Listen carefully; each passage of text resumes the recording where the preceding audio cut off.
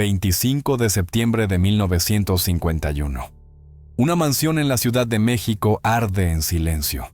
No es un incendio accidental. En la chimenea, uno a uno, desaparecen carteles de cine, fotografías de estreno, recortes de periódicos, contratos firmados, premios que alguna vez hicieron de Elsa Aguirre la mujer más admirada del país. No hay gritos, no hay testigos.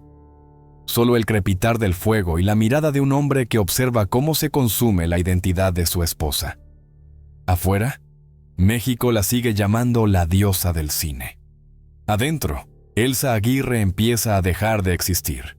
Durante años se habló de su belleza perfecta, de sus ojos imposibles, de su presencia hipnótica en la pantalla grande. Se dijo que lo tenía todo: fama, dinero, admiración, poder. Pero nadie habló de las puertas cerradas con llave, de las llamadas vigiladas, de las visitas prohibidas, de las noches en las que una estrella del cine de oro dormía con miedo dentro de su propia casa.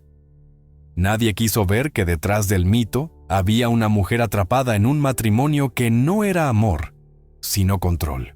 Mientras protagonizaba películas junto a Pedro Infante y Jorge Negrete, mientras las revistas la coronaban como símbolo de deseo, Elsa vivía un infierno doméstico que no dejaba marcas visibles, golpes que no siempre eran físicos, humillaciones que no salían en la prensa, un marido que no necesitó destruirla en público, porque aprendió a hacerlo en privado.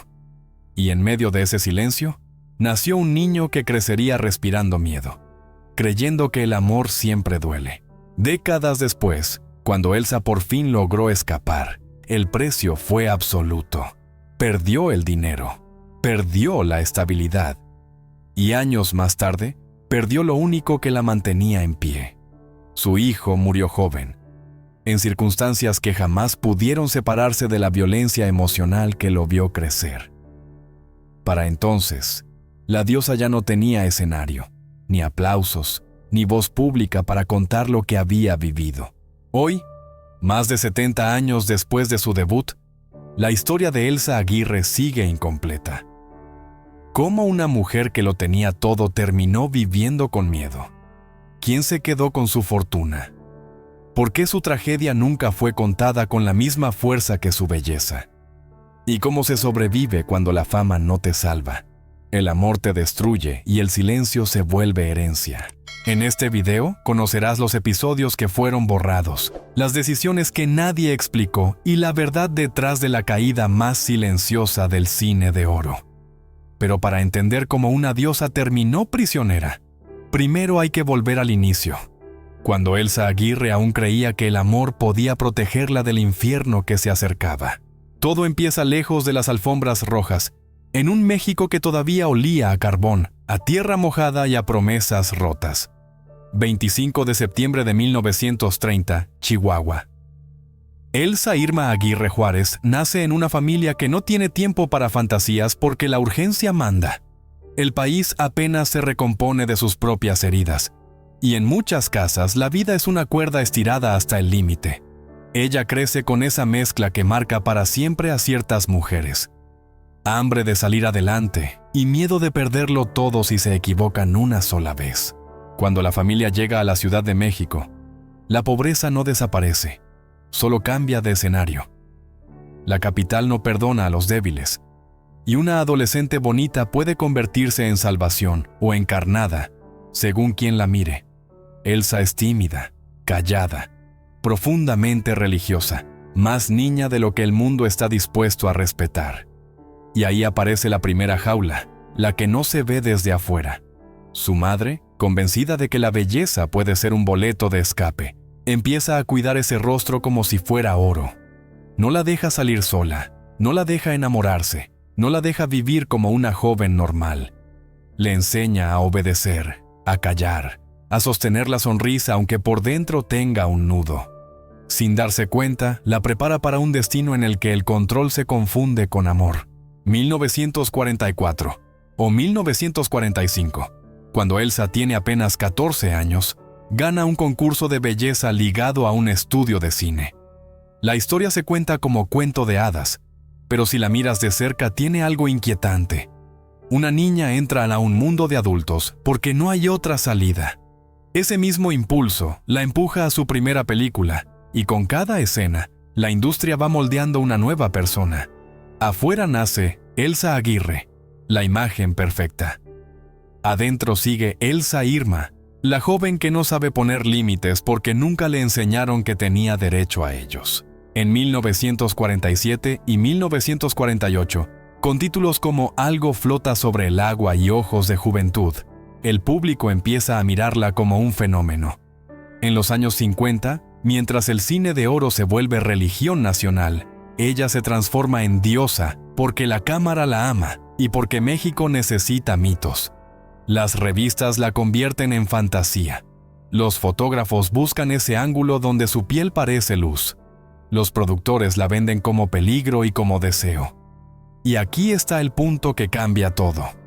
Esa mujer que en pantalla parece intocable, vive con una educación sentimental incompleta, casi infantil. Su fama crece más rápido que su capacidad para defenderse. Mientras el mundo la imagina rodeada de hombres, ella vive vigilada. Primero por la madre, luego por la moral del ambiente, por el qué dirán, por el miedo a manchar el apellido.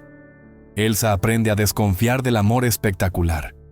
Cuando Jorge Negrete, el ídolo absoluto, se acerca con la fuerza de su leyenda, ella no se derrite, se asusta. No quiere una vida dictada por un hombre que impone. No quiere el destino escrito por otros. Quiere a alguien que la vea sin la máscara, alguien que le hable como si fuera persona. Y esa necesidad, tan humana, se convierte en su mayor punto ciego. Porque en el México de esa época, el peligro no siempre viene con puños. A veces viene con palabras bonitas, con libros, con discursos de «yo te voy a cuidar del mundo». Elsa, cansada de ser objeto, empieza a buscar un salvador. No entiende que un salvador puede ser la forma más elegante de una prisión. Y el cine, sin quererlo, también la empuja.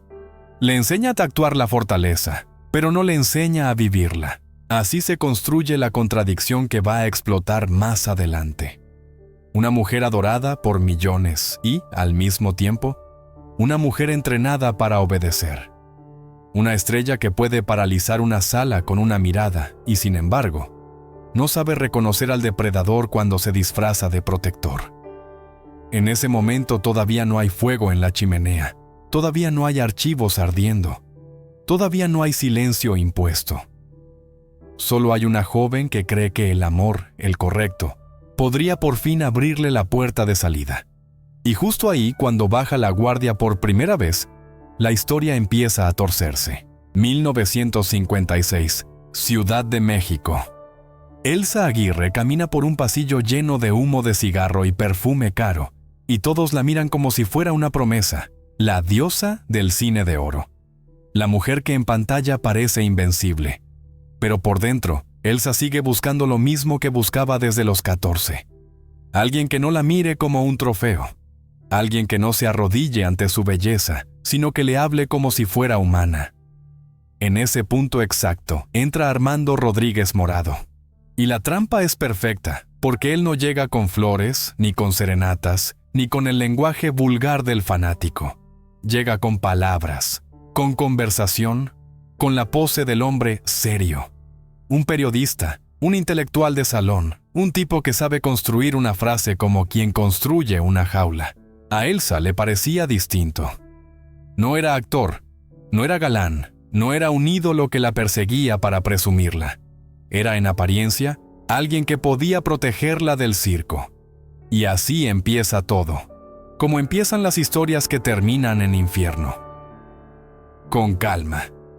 Con una voz suave diciéndote que el mundo allá afuera es sucio, que todos quieren usarte, que solo él te entiende, que solo él sabe quién eres cuando se apagan las luces. Eso se llama cuidado.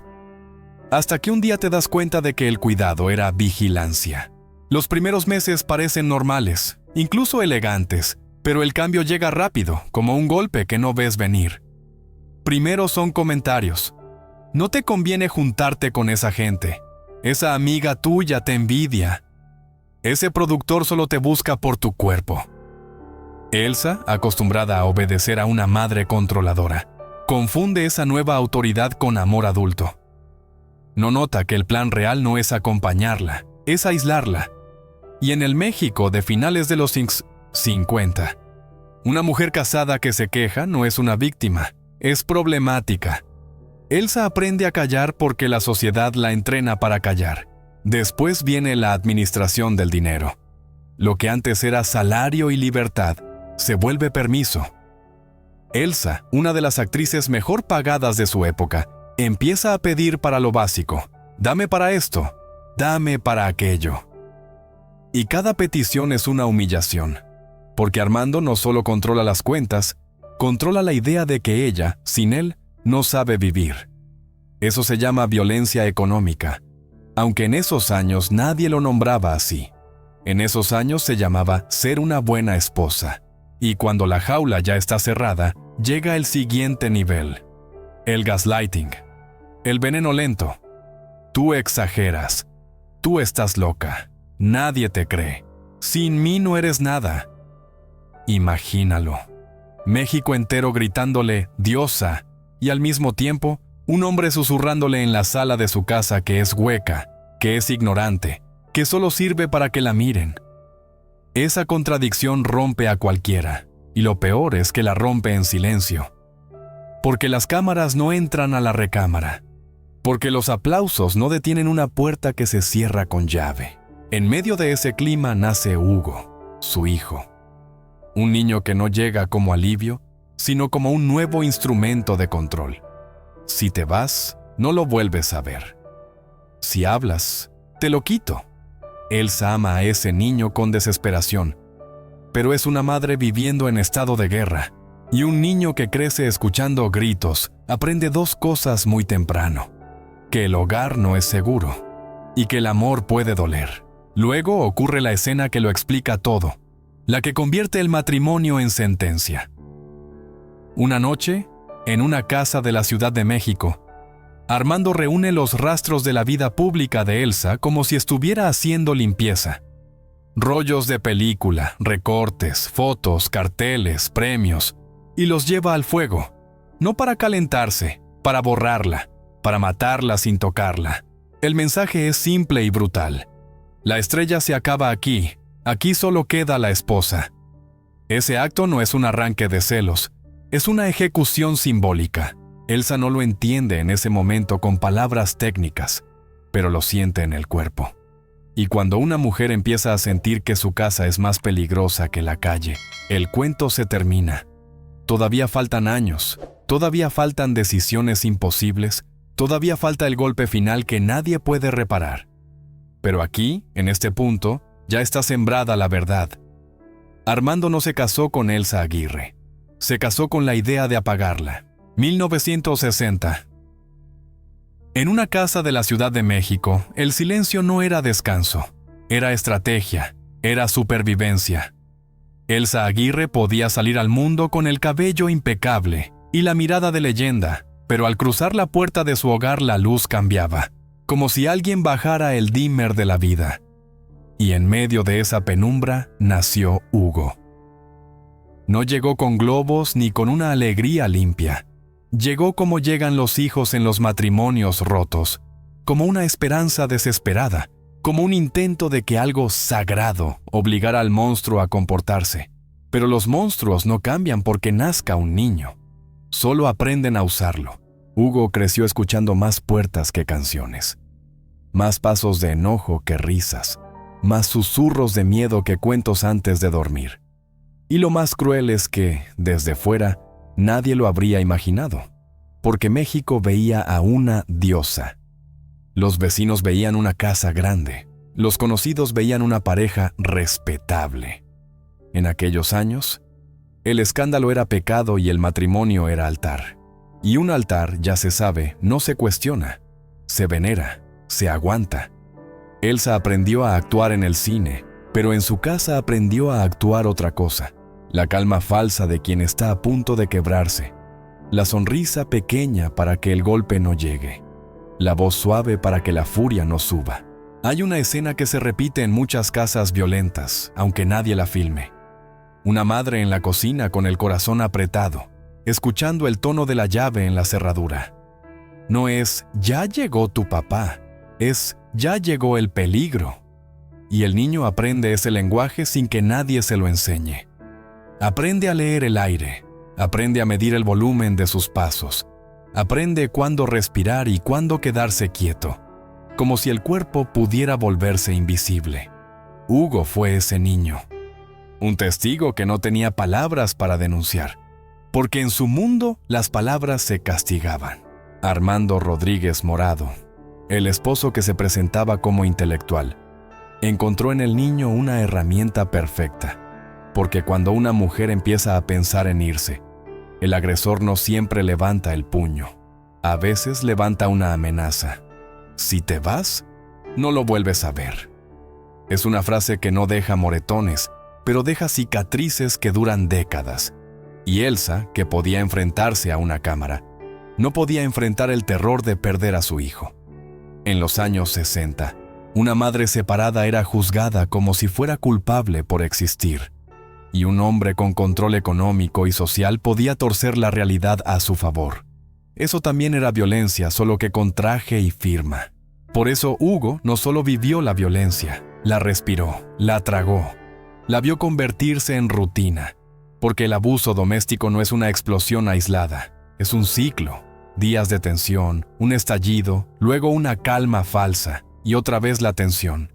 Y cuando ese ciclo se repite en una casa, el niño empieza a vivir con un tipo de alarma interna permanente.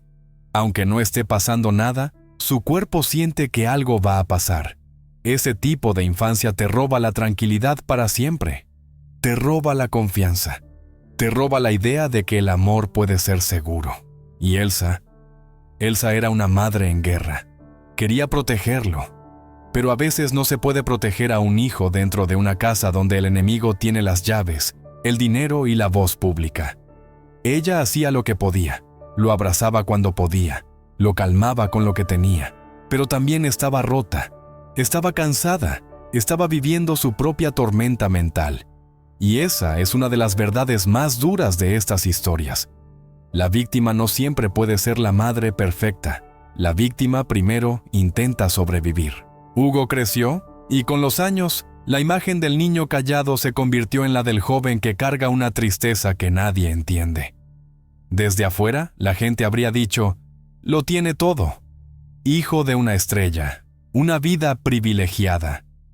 Pero hay privilegios que no sirven para nada cuando el hogar es campo minado. Y mientras el mundo seguía hablando de Elsa Aguirre como un símbolo de belleza eterna, dentro de esa familia se estaba formando otra clase de herencia, la herencia del miedo, la herencia de la duda, la herencia del silencio. A veces, el daño más grande no es lo que el niño vio, sino lo que el niño concluyó, que su madre sufría y nadie la salvaba, que el amor se negocia con dolor, que el poder manda en casa, que hablar no sirve. Y cuando un niño aprende eso, el futuro se escribe con tinta oscura. Todavía faltaba el golpe final, el que convierte la vida en ruina total. Todavía faltaba el precio que la violencia cobra, incluso cuando ya no hay golpes. Pero para entender por qué Elsa Aguirre nunca volvió a ser la misma, primero hay que mirar a Hugo, porque él fue el espejo más cruel de su infierno. El único testigo que lo vio todo, el único que pudo haber dicho la verdad, y el primero que tuvo que vivir con ella dentro del pecho. 1963. Elsa Aguirre ya no era solo una estrella, era una ausencia cuidadosamente fabricada. Su nombre seguía apareciendo en carteles, su rostro seguía viviendo en las marquesinas, pero ella empezaba a desaparecer de la vida pública como quien se va borrando a propósito. No fue un retiro anunciado ni una decisión artística. Fue una retirada forzada, lenta, silenciosa, dictada desde el interior de una casa donde la fama no tenía ningún valor. Después del incendio simbólico, los archivos, las fotos, los recuerdos convertidos en ceniza, Armando Rodríguez Morado dejó claro que la carrera de Elsa era un problema que debía ser corregido. Ya no bastaba con controlarla, había que reescribirla. Elsa comenzó a rechazar proyectos que antes habría aceptado sin pensarlo, guiones que llegaban y no se contestaban, llamadas que quedaban sin devolver, directores que no entendían por qué la diosa ya no estaba disponible. Desde fuera parecía capricho, desde dentro era miedo. Porque Armando no necesitaba encerrarla con llave. Le bastaba con convencerla de que el mundo era hostil, de que todos querían usarla, de que la única forma de estar a salvo era quedarse en casa. El cine ya no es para ti. Tu imagen está desgastada. Te quieren por lo que representas, no por quién eres. Frases repetidas hasta que dejan de sonar como insultos y empiezan a sentirse como verdades. Eso también es violencia. La que no grita, la que se filtra. Y Elsa empezó a dudar de sí misma. Una mujer que había sostenido películas enteras con una mirada, comenzó a creer que su tiempo había pasado, que su belleza ya no era suficiente, que su talento estaba en deuda. La industria del cine de oro también estaba cambiando. Nuevas actrices, nuevos rostros, nuevos discursos. Y Elsa, en lugar de pelear por su lugar, se replegó, no porque no pudiera competir, sino porque ya estaba cansada de luchar en casa. Mientras tanto, Hugo crecía, y el niño ya no era solo testigo. Empezaba a cargar el peso emocional de una madre rota. Elsa se aferraba a él como a una tabla de salvación, pero también temía por él. Sabía que cualquier gesto de rebeldía podía volverse castigo. Así que eligió la estrategia más común en mujeres atrapadas: aguantar, esperar, confiar en que el tiempo resolviera lo que el valor no podía enfrentar todavía. A finales de los años 60, Elsa prácticamente desapareció del cine. No hubo despedida, no hubo homenaje, solo silencio. México siguió avanzando, y la diosa quedó congelada en el recuerdo colectivo como una imagen eterna, joven, perfecta. Nadie preguntó dónde estaba, nadie preguntó por qué se había ido.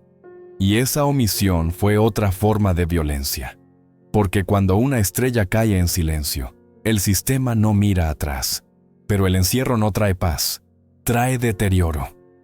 Elsa empezó a sufrir episodios de ansiedad, tristeza profunda, una sensación constante de estar perdiéndose a sí misma. Y Armando, lejos de preocuparse, utilizó esa fragilidad como argumento. ¿Ves cómo no puedes sola? ¿Ves cómo necesitas que alguien piense por ti? La dependencia se cerraba como un círculo perfecto.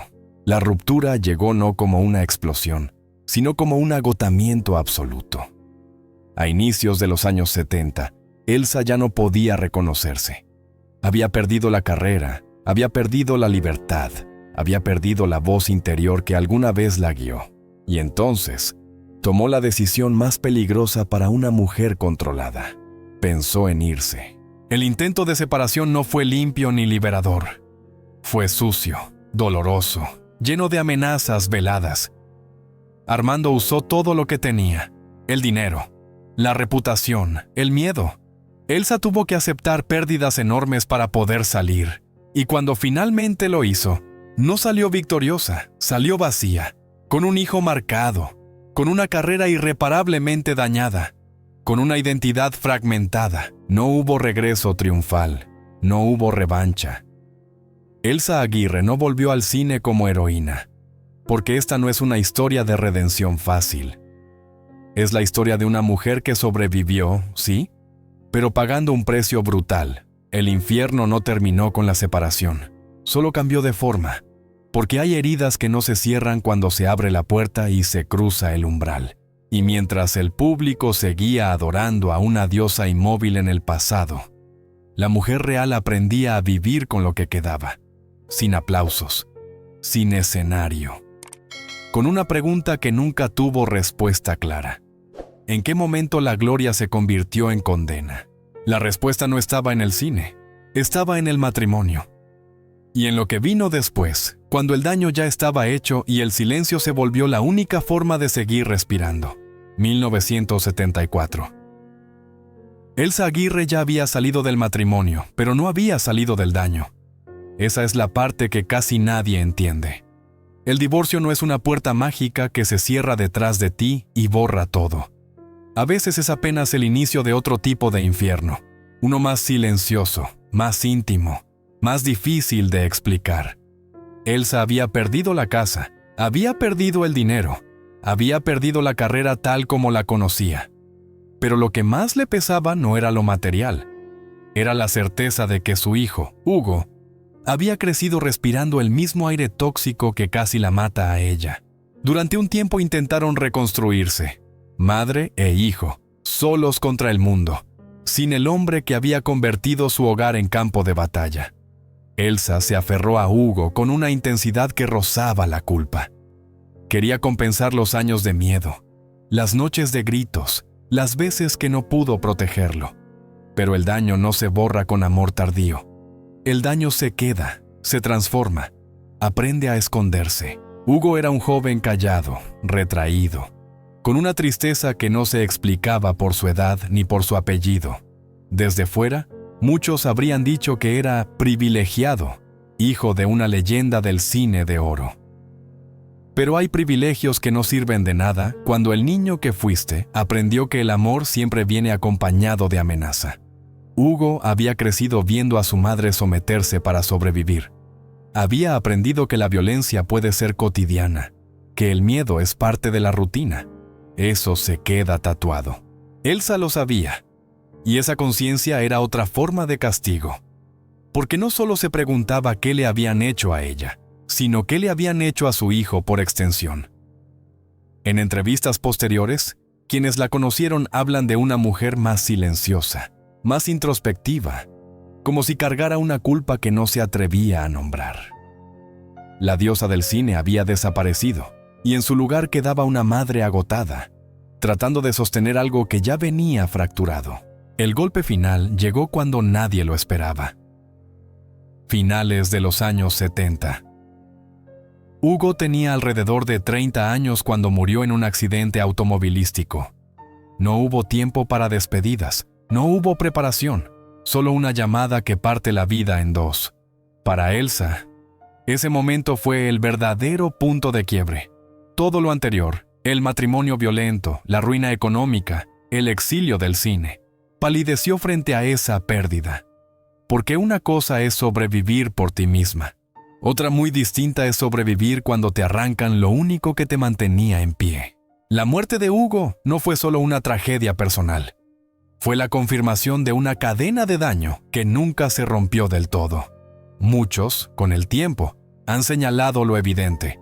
Un joven criado en violencia, con heridas emocionales profundas, tiene más probabilidades de vivir al límite, de no medir el peligro, de cargar una angustia que no sabe cómo callar. Nada de eso aparece en un acta de defunción. Pero pesa, y pesa mucho. Después de Hugo, Elsa tocó fondo. Los que estuvieron cerca hablan de una mujer al borde del colapso, enfrentando lo que los psicólogos llaman la noche oscura del alma. Había perdido a su madre, había perdido al esposo que la destruyó, había perdido la carrera que la definía, y ahora había perdido al hijo que era su razón de existir. ¿Qué queda cuando ya no queda nada? Para muchos, ese es el punto donde se elige desaparecer. Y Elsa estuvo ahí, en ese borde donde el pasado no ofrece consuelo y el futuro no promete nada. No hubo escándalos públicos, no hubo titulares. Su derrumbe fue silencioso, como casi todo en su vida. Pero ese silencio también fue el espacio donde empezó algo distinto. Porque cuando el dolor ya no puede crecer más, solo quedan dos opciones: dejarse caer o transformarse. Elsa eligió la segunda, aunque no lo supo de inmediato. No fue una decisión heroica ni repentina. Fue un proceso lento, casi invisible. Primero el aislamiento voluntario. Luego la búsqueda de respuestas fuera del cine, fuera del aplauso, fuera del mundo que la había consumido. Empezó a mirar hacia adentro porque afuera ya no había nada que la sostuviera. La muerte de Hugo cerró definitivamente una etapa. No hubo retorno posible, no hubo reconciliación con el pasado. Lo que vino después no fue una continuación de la historia, sino otra vida completamente distinta. Una vida sin cámaras, sin flashes, sin personajes que interpretar, una vida marcada por la pregunta más cruel de todas: ¿para qué seguir? La respuesta no llegó en forma de éxito ni de justicia. Llegó lentamente, como llegan las cosas que de verdad cambian a una persona. Pero antes de hablar de esa transformación, hay que entender esto. Elsa Aguirre no se reinventó por ambición ni por moda. Se reinventó porque ya no tenía nada más que perder. Porque el infierno no terminó con el divorcio. Terminó cuando la pérdida fue tan grande que ya no quedó espacio para el miedo. A mediados de los años 70, Elsa Aguirre ya no huía del matrimonio. Huía de todo lo que había sido. No hubo conferencia de prensa, no hubo comunicado oficial, no hubo un regreso planeado. Simplemente dejó de estar. Como si la mujer que había llenado cines hubiera entendido que, para seguir viva, tenía que volverse invisible. En un país que nunca perdona a las mujeres que rompen el guión, Elsa eligió el exilio más duro, el exilio del aplauso. Salir de esa casa no fue un triunfo, fue una rendición estratégica. Elsa se fue sin pelear por propiedades, sin exigir cuentas claras, sin reclamar lo que legalmente le pertenecía. Porque cuando una mujer ha vivido años bajo control, aprende que discutir puede ser más peligroso que perder. Eligió irse con lo mínimo, con su cuerpo cansado y con su hijo, creyendo que la libertad, aunque pobre, era mejor que una jaula lujosa. Y lo fue. Pero no fue fácil. La vida fuera del matrimonio no trajo calma inmediata, trajo vacío, trajo silencio. Trajo la pregunta que nadie le había enseñado a responder: ¿quién soy si ya no soy la diosa? Elsa intentó retomar algo del mundo artístico, pero ya no encajaba. El cine había cambiado, las reglas eran otras.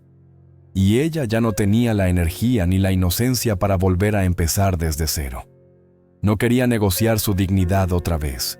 No quería volver a someterse a miradas que juzgan, a contratos que aprietan, a hombres que prometen y luego cobran.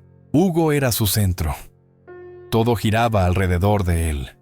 Elsa volcó en su hijo lo que le quedaba de fuerza, de atención, de esperanza. Pero incluso en la libertad, el daño seguía respirando. Hugo cargaba con una tristeza antigua, con una rabia muda, con una fragilidad que no se ve a simple vista. Elsa lo sabía y, en el fondo, se culpaba. No por haber amado mal, sino por haber tardado demasiado en irse. Los años pasaron sin titulares. Mientras nuevas actrices ocupaban portadas, Elsa se replegaba hacia adentro. Empezó a interesarse por la espiritualidad, por disciplinas que prometían orden donde antes había caos. Yoga, meditación, una búsqueda casi obsesiva de equilibrio. No era moda, era supervivencia. Su cuerpo había sido territorio de otros demasiado tiempo. Ahora quería habitarlo de nuevo, aunque fuera en silencio. La tragedia de Hugo terminó de sellar ese retiro. Después de su muerte, Elsa cerró la puerta definitivamente al pasado. No volvió a contar su historia en voz alta. No denunció, no ajustó cuentas. Eligió algo que muchos confunden con debilidad, pero que en realidad requiere una fuerza brutal. Seguir viviendo sin ruido. Transformar el dolor en rutina, convertir la ausencia en disciplina.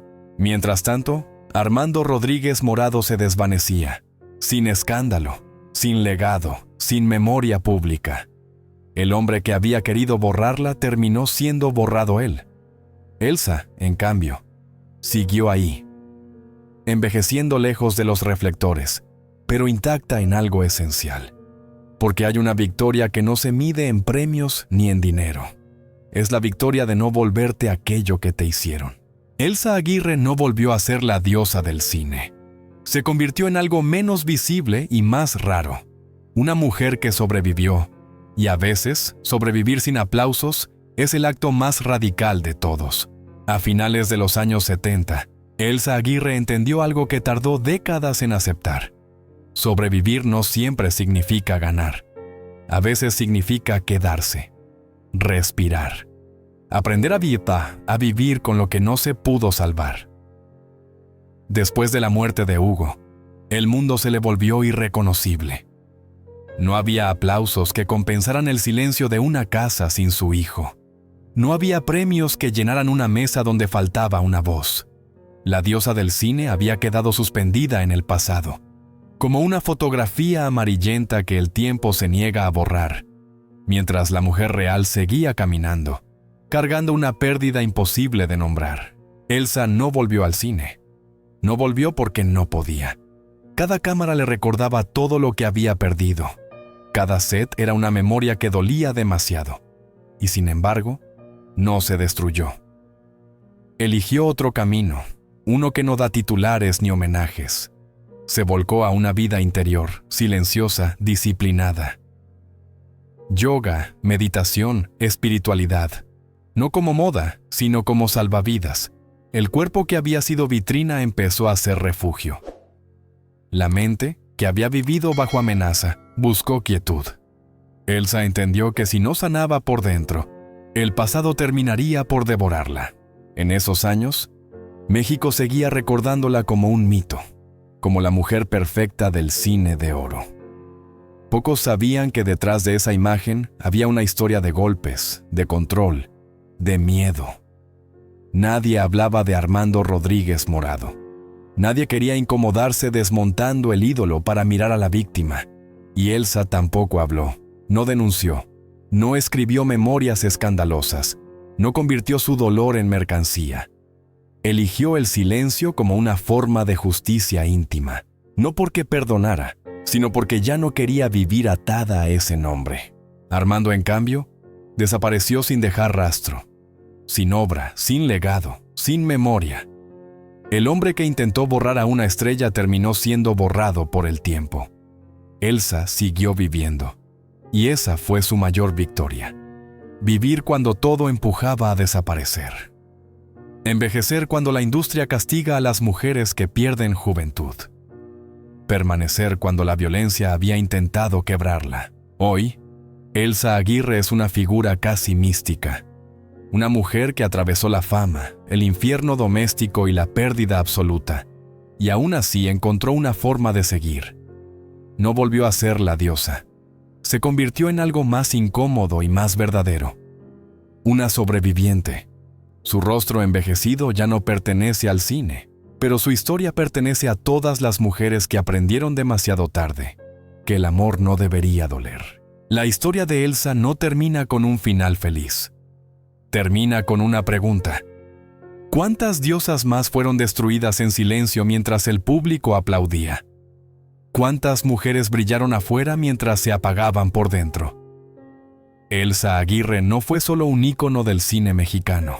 Fue un espejo de una época que confundía belleza con fortaleza y matrimonio con salvación. Hoy, su legado no está solo en sus películas, sino en lo que su vida revela cuando se mira sin maquillaje. Que la fama no protege, que el talento no salva, que el verdadero triunfo, a veces, es simplemente seguir respirando después de haberlo perdido todo. Y en ese acto silencioso, Elsa Aguirre escribió la última escena de su historia, sin cámaras, sin aplausos, pero con algo que nunca pudieron quitarle: la libertad de seguir viva.